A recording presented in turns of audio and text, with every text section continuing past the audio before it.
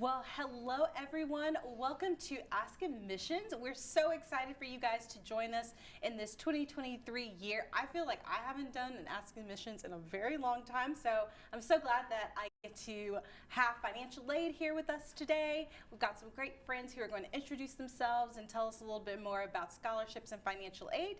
But before we get started, as always, you understand that we always do a news from the nest, and I forgot to introduce myself. So I'm Jacinta Lester. I am the Assistant Director of Undergraduate Recruitment, and I'm so glad that you guys are here. So now let's start with news from the nest. Ooh, I always like to have a little intro. I think it's fun.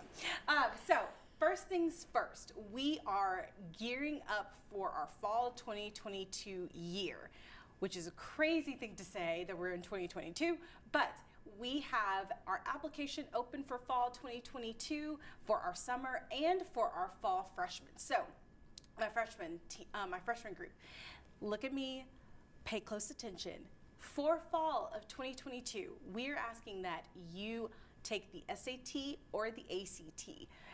If you haven't tested already, please go ahead and sign up for that March test. We want to make sure that you have your test scores on file. You apply as early as possible, but make sure that you test. It's really important for the admission application process. So for Kennesaw State, you apply online through our admissions application, you submit your high school transcript, and you submit your SAT or ACT scores directly from that testing site.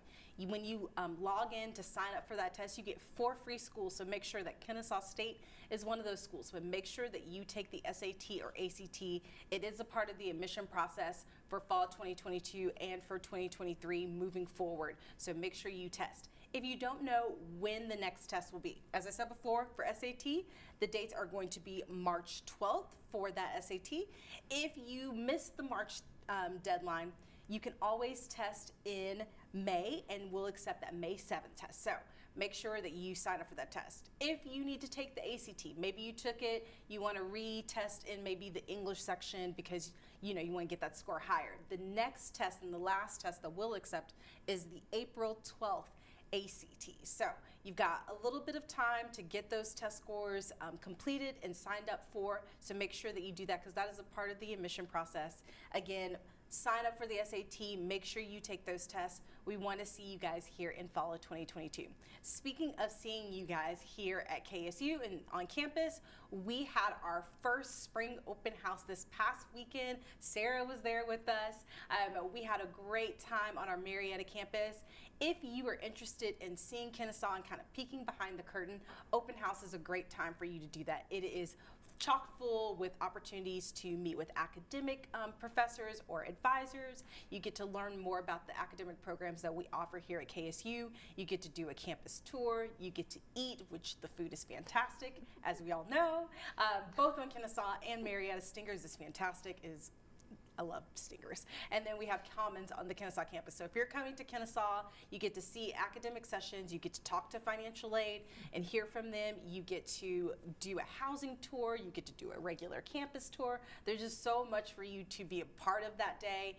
You get to see our different campus partners, orientation, just so many different people to talk to. So it's a full day. It starts in the morning, it ends in the afternoon. You get to choose your own adventure. So we hope to see you guys at open house. So for Kennesaw, our next open house is going to be on the 19th.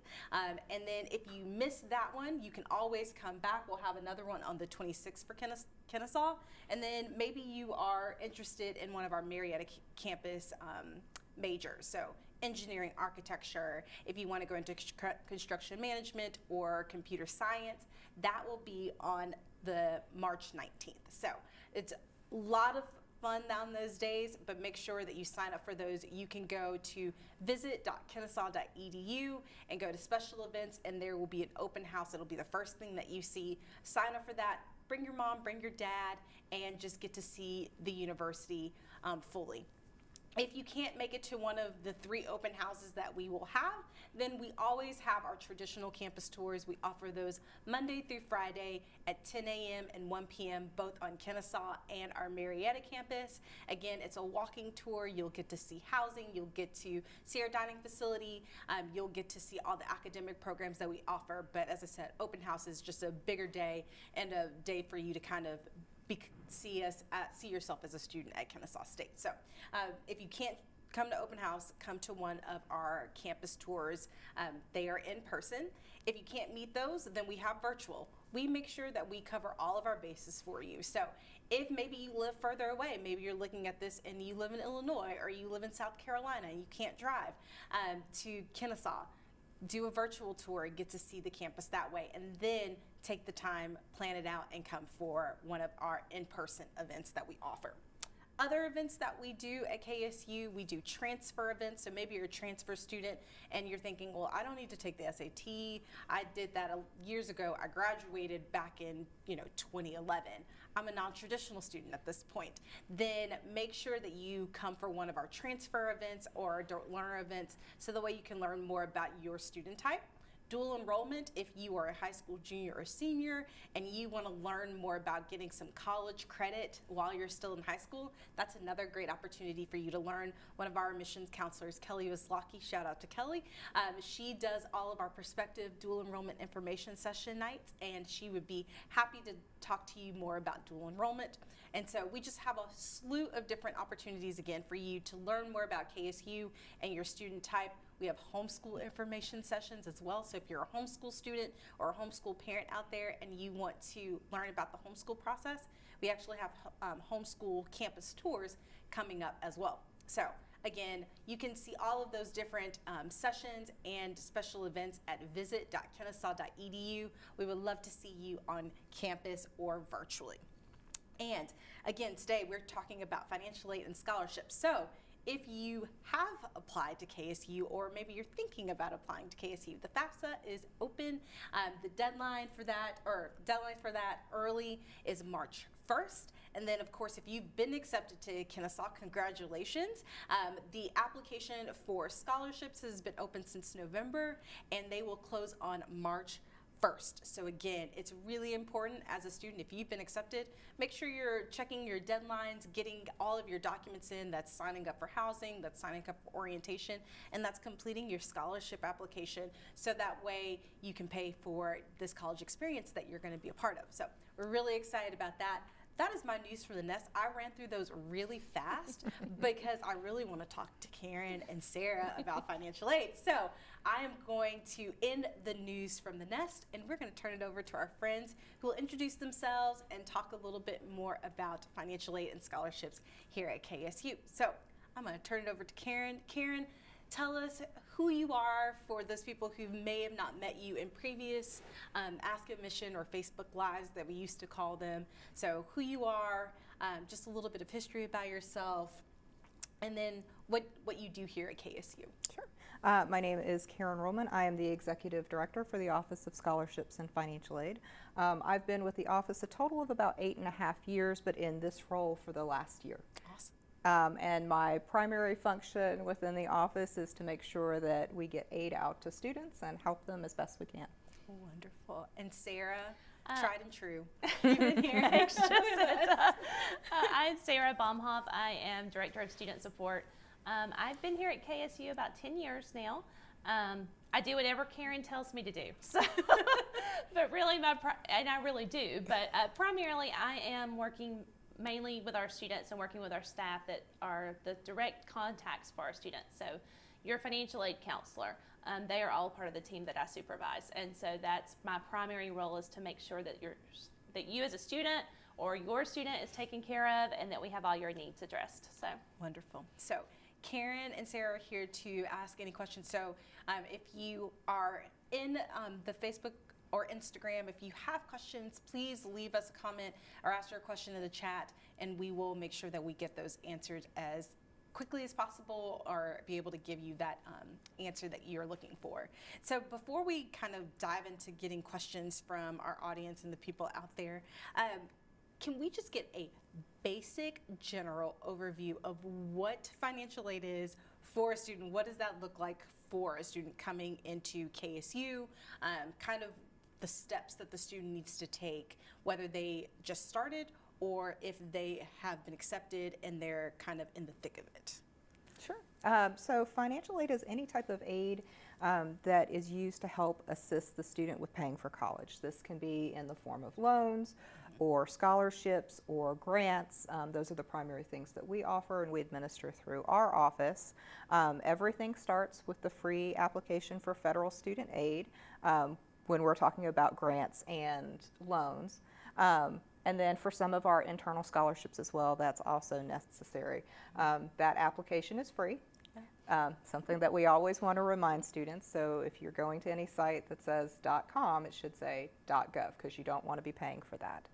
And then what was your other question?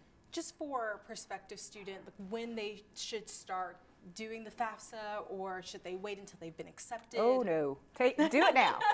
Do it now because you can send it up to 10 schools. Okay. And we will get it. We will start looking at it and seeing what we need from you.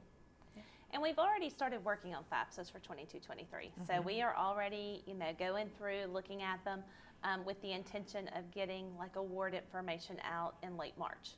So that's kind of our timeline. So if you've already submitted your FAFSA and you're like, when am I going to hear something? Expect to start getting emails from us late March about those kinds of things. Or if we need something from you, you're already getting emails to your KSU student email address. So I realize that a lot of people say, why do you send it to the KSU student email address? We're not used to checking it. We're not a KSU student yet.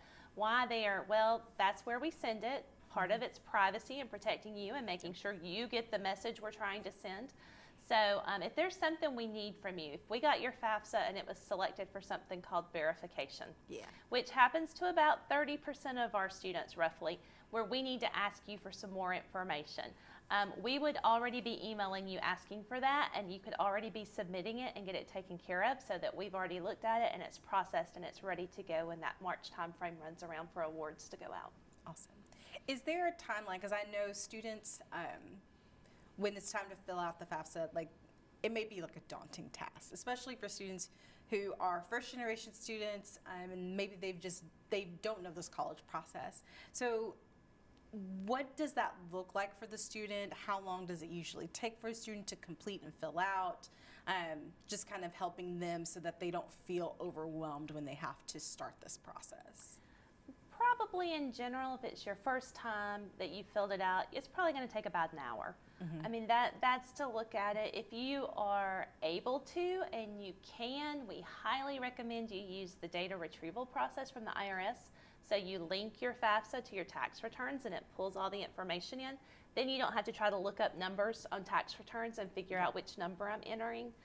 But I would say probably the first time you need to probably allow an hour to sit down and work your way through it and submit it. After that, most students would probably tell you it takes some 15 or 20 minutes to do it after that first time. That first time is a little daunting and it's a little, it can be a little intimidating. And if you're stuck, if you and your parents have looked at it and you're like, we have no idea what to do, please reach out to us.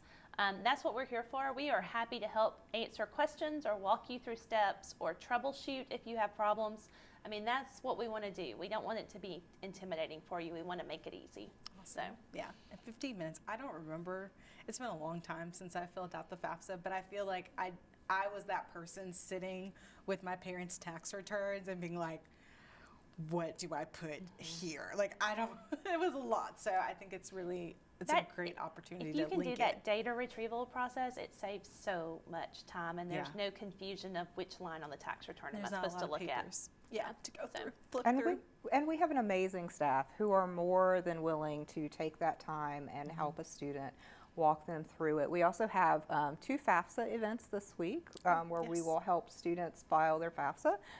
One on Thursday at the Marietta campus from 9 to 4 and the other one in the Kennesaw campus on Friday, 9 to 4. Awesome. So do students just come in and just say, I need help. I need help. I need help. Help me do this. It is pop by to fill out your FAFSA. Nice. So they can pop by and ask their questions or sit there and work on a computer and fill out their FAFSA, and we're there to hold a hand if they need that. Wonderful. So we'll put that in the chat just so that we have those reminders and say those dates one more time just for those who may have missed it. Thursday on the Marietta campus from 9 to 4, and it will be in the Student Center. So we'll be set up in the Student Center. And then Friday here at the Kennesaw campus in Kennesaw Hall, where our office is located from 9 to 4. Wonderful. Thanks. That's wonderful. So can we talk a little bit about what does federal aid cover? Let's split it open because we're going to talk a little bit about the federal aid and we'll talk a little bit about scholarships later on. But can we talk about federal aid and kind of what that covers and what does CPOS means and all of those great things? So federal aid will cover just about any part of the cost of attendance, if there is enough aid, but we need to make sure that the student is in courses that count towards their program of study. So it's meant, and some programs do have electives, so it doesn't mean that you can't take any electives. It just means that the courses need to be part of your program. Yeah. And then, like I said, it would cover things like housing or meal plans or basically any other expenses that are associated, not just tuition and fees.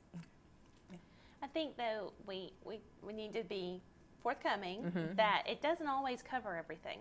Yeah. Very true. And so if you are thinking about anywhere, any college, and you're a freshman, the maximum you can borrow in student loans, which is one of the things we look at, is $5,500.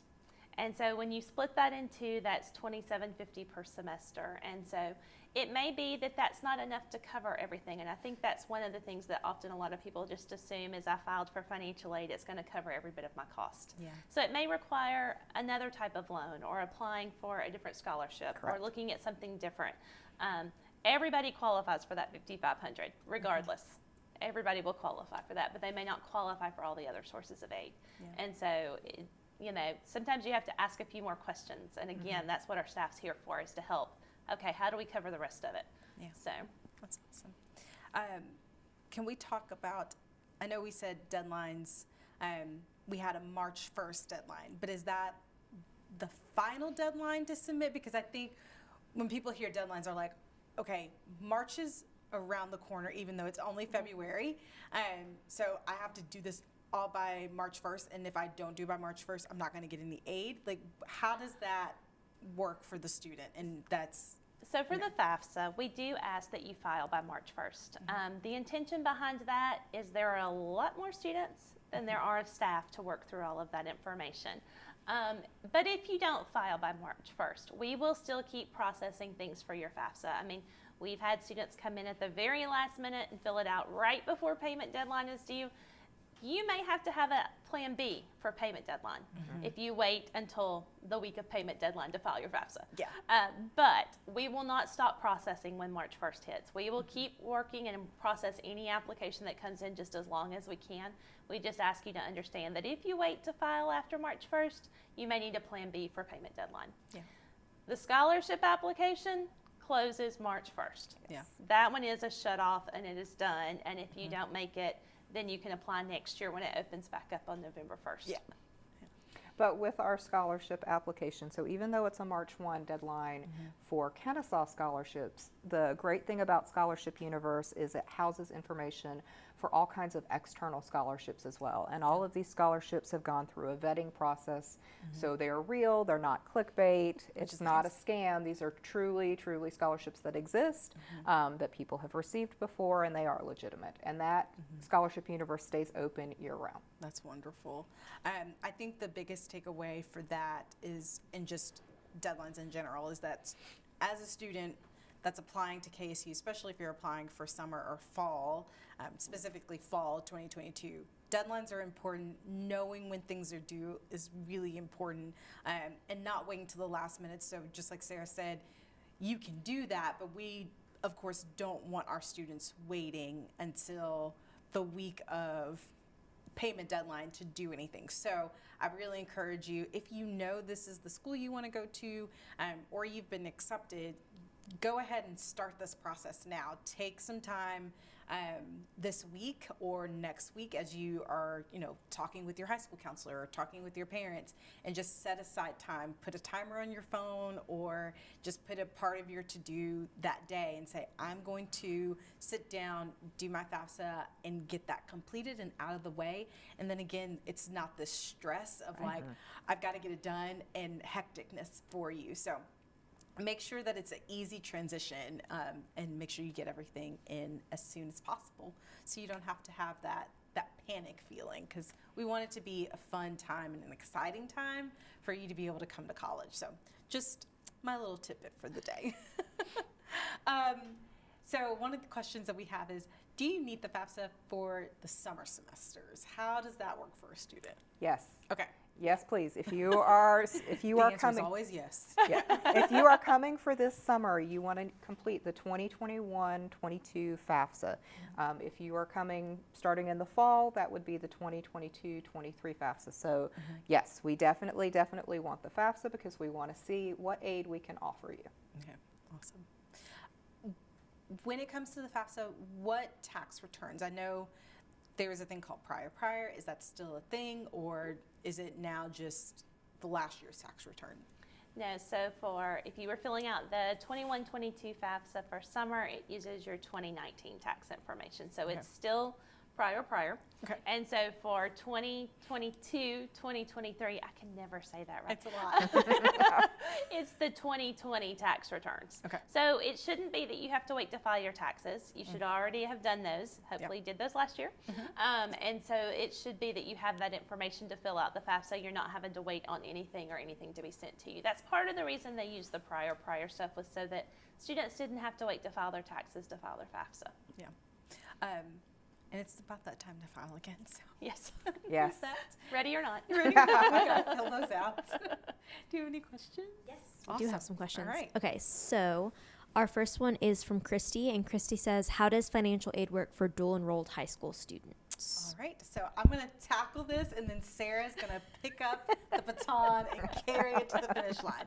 So as a dual enrollment student, you're not using financial aid per se. Dual enrollment is a grant program that allows a high school student to take college classes for free. So what happens is a student will do what we call a funding application through Georgia Student Finance Commission. So they will do that for the year. You fill it out, so it's already open. So if you know that you're going to do dual enrollment, you will go to your Georgia Student Finance or Georgia Futures application, not application. You'll go to your Georgia Futures file, you'll log in, and you'll go to My Dual Enrollment Profile. From there, you'll click Apply Now, and then you'll do the funding application, and you will put down the schools you want to potentially dual enroll at, and you'll do it for the 2022-2023 year. Once you've done that, and you have decided on the college that you want to attend, then that college, after you've registered for classes, will then have your high school counselor put in your classes, and from there we will then do our part for your application, and it will be awarded out to you. So with dual enrollment, you actually cannot use any other aid other than that funding application, and as a dual enrollment student, you only get 30 free semester hours. After the semester hours are done, then you are considered what we call a self-pay student, where you're paying out of pocket for your tuition, your fees, and your books as a dual enrollment student. So you cannot use HOPE or any type of loans to pay for dual enrollment if you exhaust all of your dual enrollment funding.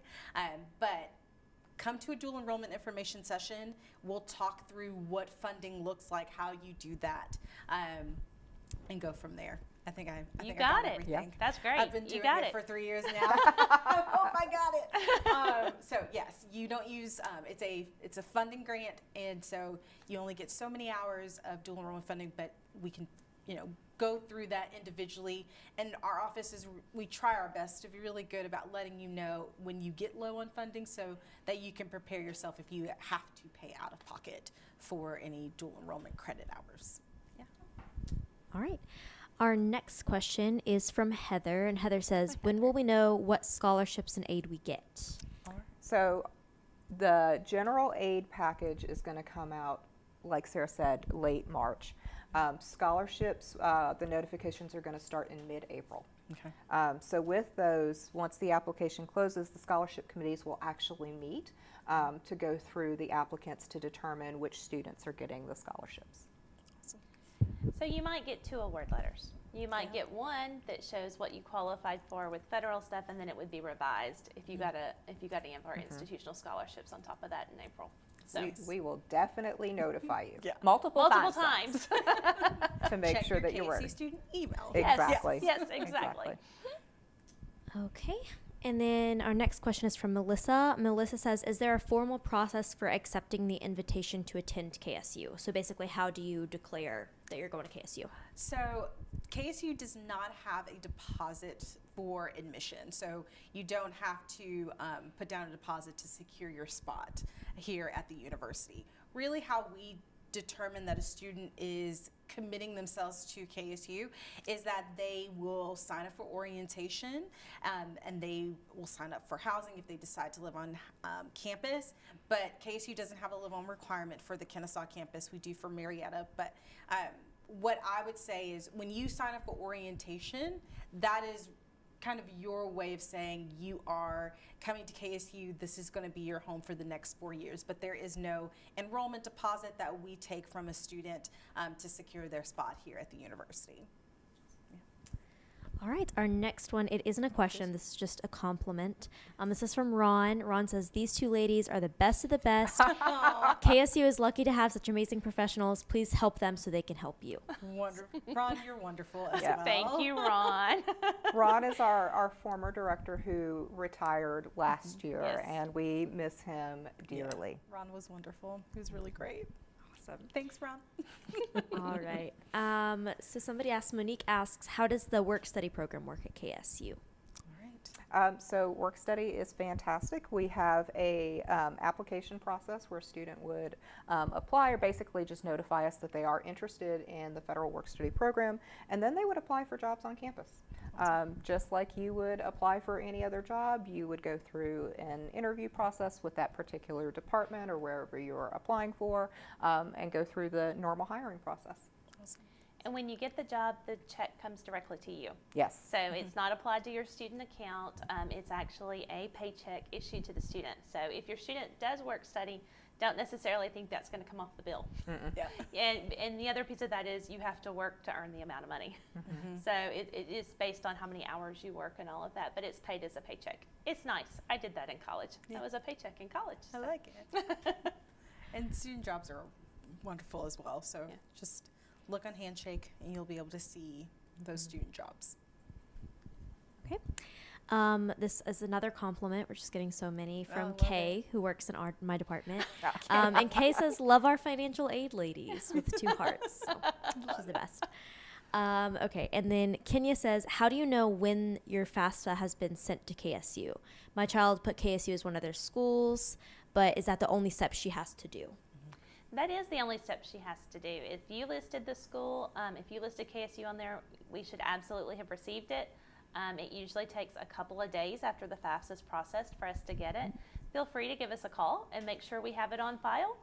We'll be happy to look it up or shoot us an email, and we'll be happy to check that for you, but there shouldn't have been any issues. It should have come in and we should have already received it. Students can also check their AlExpress. It'll actually show up on there that we've received their FAFSA and the date that we got it.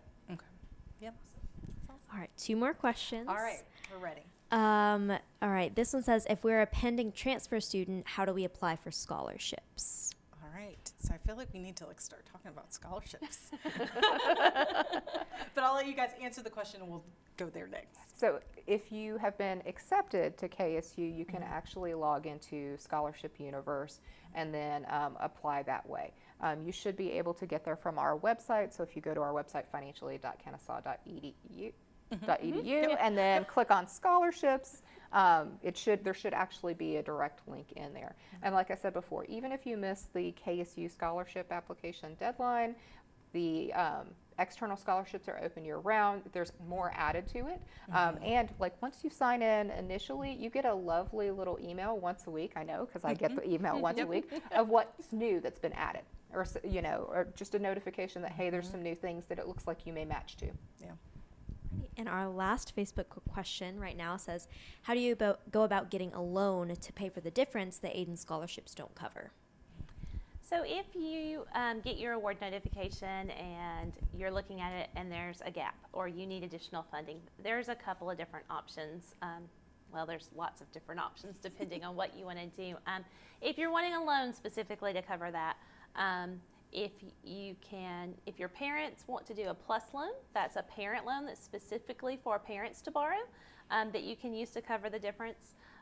There is a program called the Student Access Loan that is a loan program through the state that has certain qualifications that you can look at. There are also a ton of different options for like private loans or alternative loans, like through a local bank, doing those kinds of things. KSU also offers a payment plan. So if you don't want to have to borrow it and you have a little bit of a balance, you can spread it out. So there's lots of different options to cover that. On our website, we do have information about that student access loan, the PLUS loans, and how to go about private and alternative loans. So.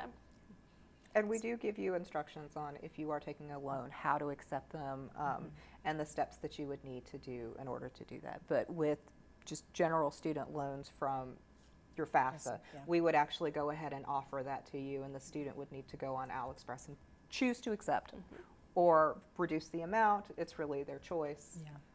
And we're happy to walk any student through that as well.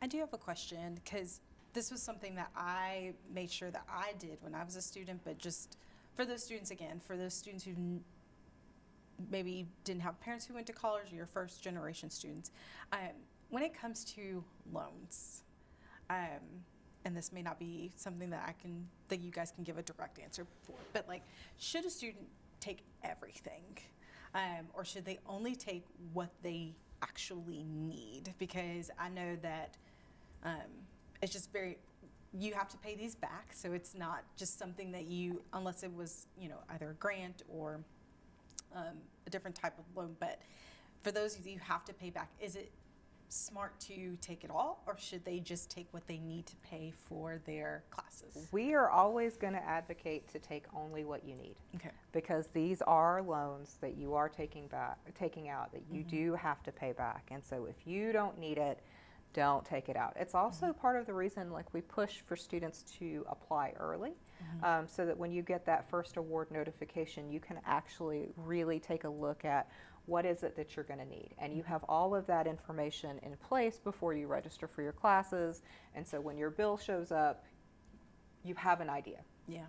And I get that that can be kind of hard or intimidating, because maybe you really don't know what you need, because you're not really sure what this is going to cost or that's going to cost. So if you're coming in and you go ahead and accept the full amount and you get it, we send a notice to students every semester when their loans are dispersed that say you have a right to cancel or return part of it. So if you find out you're getting a $1,000 refund and you don't want a $1,000 refund because it's a loan you've got to pay back, you can come back in and say, I want to return that $1,000, and we'll make sure that's put back so that you're not repaying that money later. Yeah. We really don't want you to borrow more than you need. Like you said, you have to pay it back, and we want our students to be able to graduate with as little debt as possible. Yeah, and it's really, I mean, as a person that has student loans, and thankfully my student loans weren't, tremendous, and I'm able to hopefully be done with that in the next year. Fingers crossed. I understand, like, having to say, I don't need this, and so I'm not going to accept it, or I'm not going to take it, because I know that this is going to be on me. It's not necessarily going to be on my parents. So to just really look at what I actually need to pay for that semester, because I was the student that was paying for her college by herself. My parents weren't doing it for me.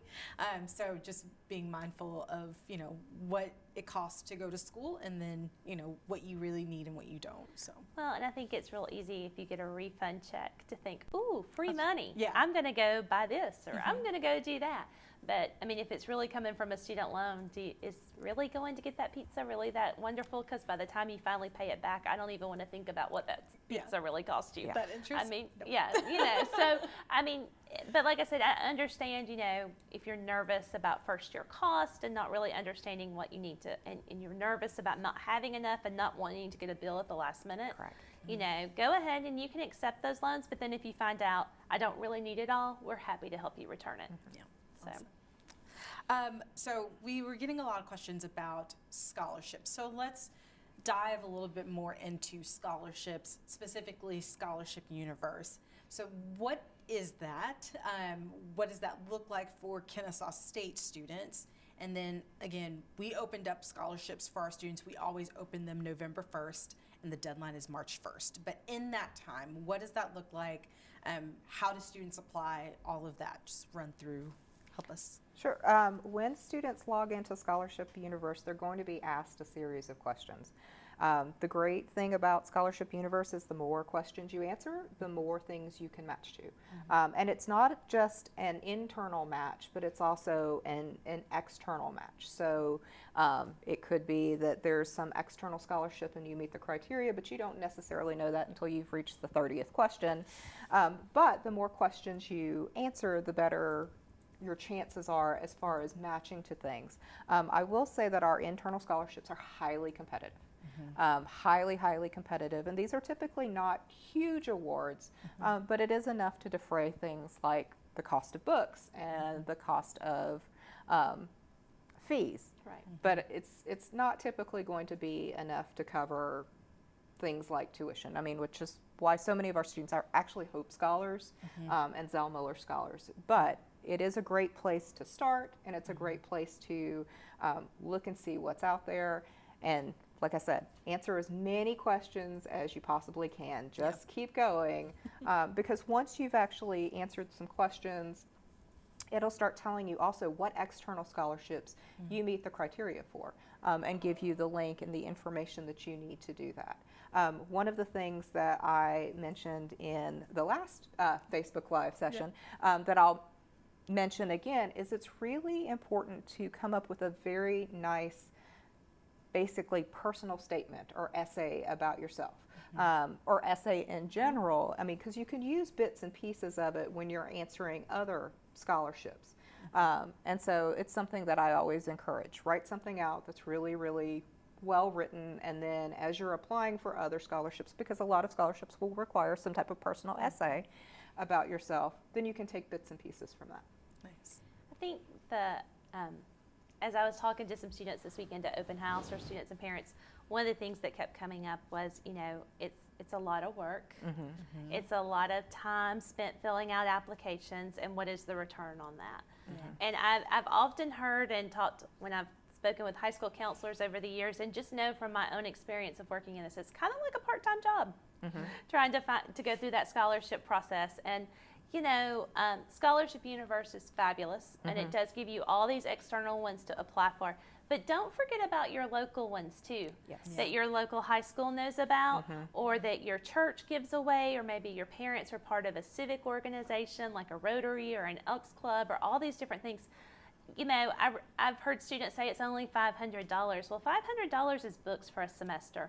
Or we've had students that bring in 10 or 12 $500 scholarships. So then it's $5,000 or $6,000 worth of scholarships they've gotten.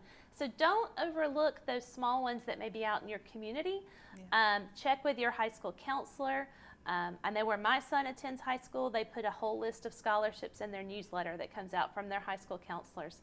I was helping a family this weekend. I did a Google search and found a whole bunch for their county. And so, take a few minutes, check with your high school counselor, talk to people around you, and explore those, because those local ones can add up quick. Yes. And so, it's worth a little bit of effort to pay for something. Yeah.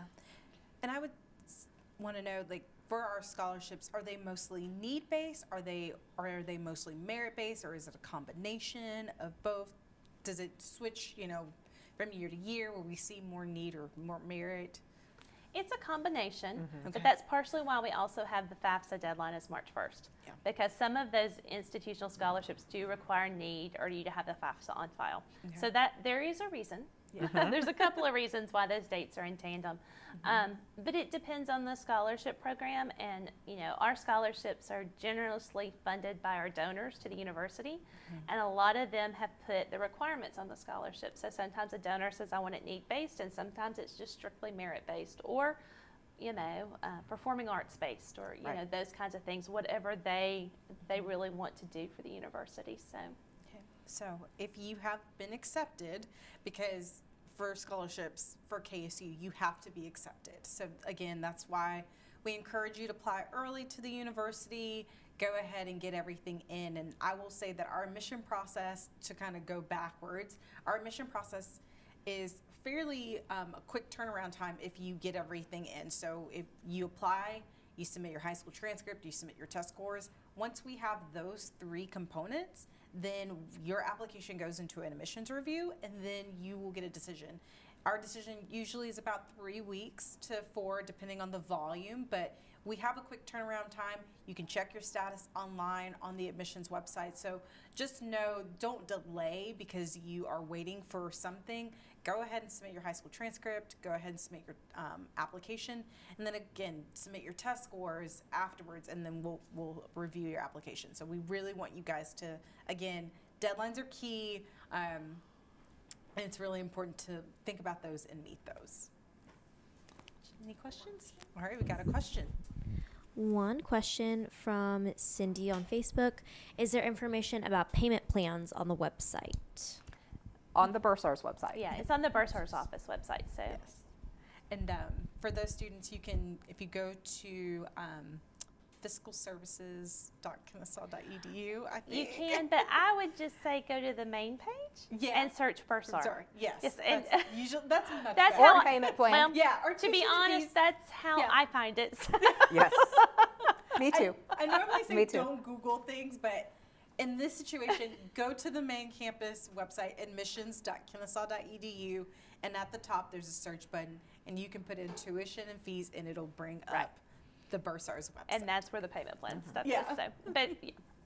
We are having some drop-in sessions this week for scholarship applications. Oh, nice. So if any students are interested, they can reach out to our scholarship team at scholarshipapps@kennesaw.edu, and they will send the student a link and basically help walk them through that whole process. Is that in conjunction with the FAFSA days, or is that completely Oh, it's separate? different. Completely Yeah. separately. We're doing We've got- everything. And they're virtual, so Yes. you don't have to Even be here. better. So you get the link to log in virtually, and Yeah. then you can ask your questions and drop off. It's a come and go thing from like 12:30 to 2 or something like that. But if you email that scholarshipapps@kennesaw.edu email address, they will tell you exactly what time and send you the link. See, we're always getting you guys prepared and giving you as much information as possible, because we don't want you guys to be in the dark. We want you to feel like, okay, I can do this, I can make this work. And then, of course, we have our wonderful financial aid team who can assist and kind of help continue carrying that baton with you. So, last thing that I want to talk about, and it's always a fun question, is can we talk about Hope and Zell Miller? What is Hope and Zell Miller? What is the difference between the two? Can I have both Hope and Zell Miller?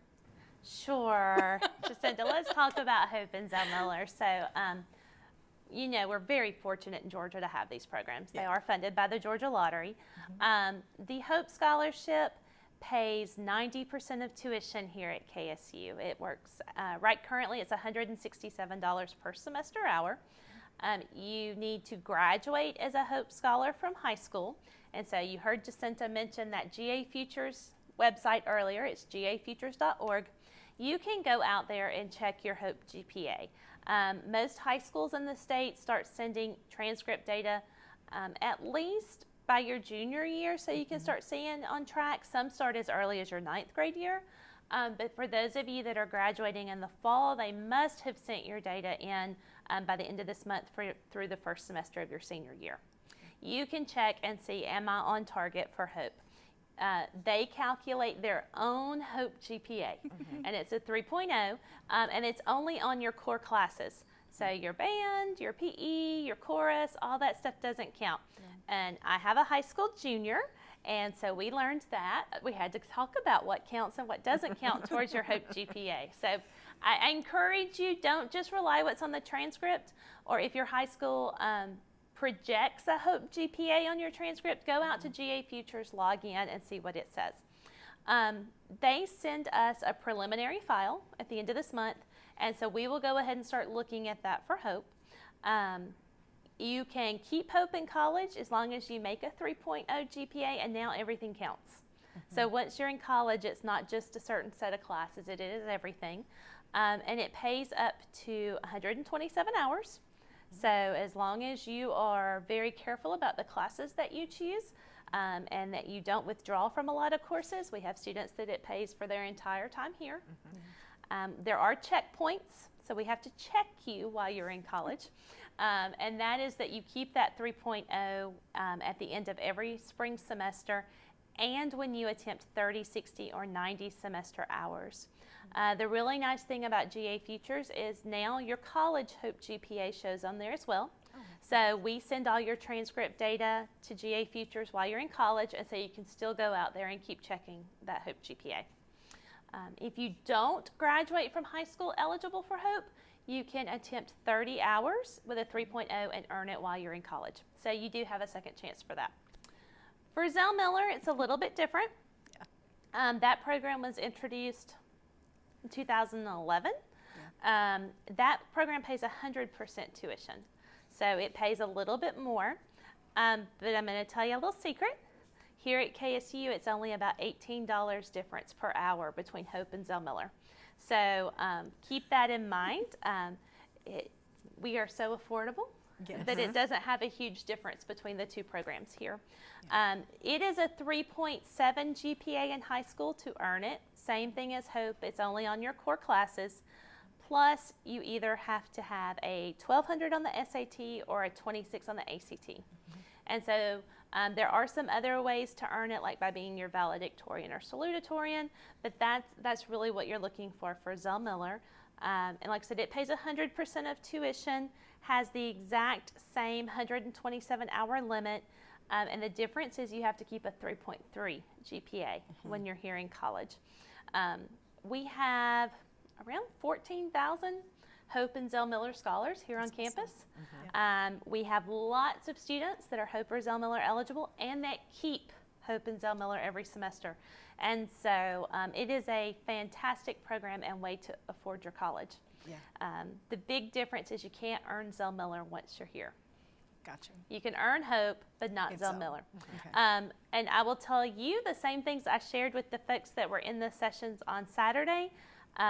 Our General Assembly is currently meeting in Georgia, and so they usually finish up in the April timeframe. There are a couple of bills, and you may have heard about it in the news, about increases to Hope or changes to the program.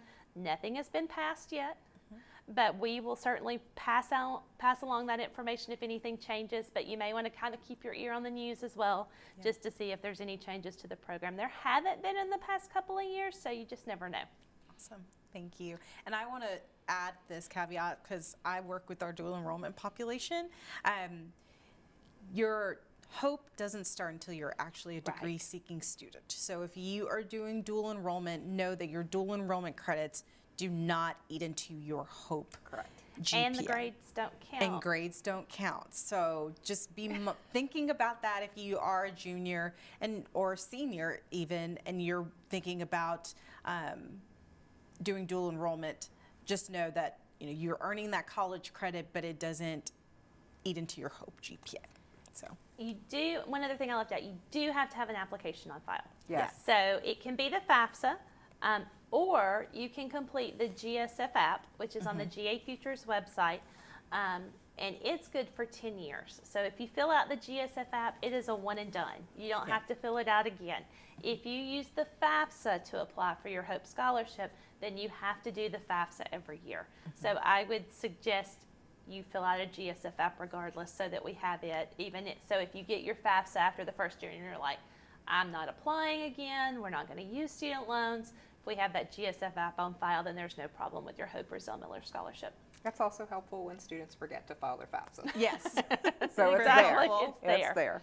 And I will say, Jordan is not here today, but Jordan's always says, doesn't matter if you are Michael Jordan's kid or Usher's kid. That's the other one he likes to use.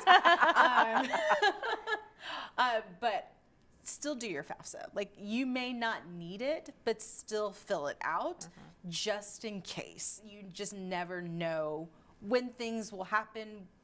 Life happens. So and COVID was a great example of that, because we would have students come in and ask for help, and we were like, you got to go file your FAFSA first. And that's a really daunting thing if you've had something really tragic happen in your family or somebody's lost their job, is that first you got to go fill out an application before we can help you.